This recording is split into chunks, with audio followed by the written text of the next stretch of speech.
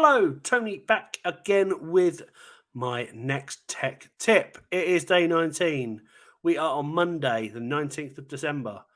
Christmas is getting closer, people. Anyway, my tech tip for today. Do you ever close a browser tab by mistake? I do all the time. And it's a bugbear because you're trying to do something, you're trying to shift through multiple tabs, and you end up closing one by mistake. With 3 buttons, you can bring that tab back up. On a Windows machine, you press Control, Shift, and T.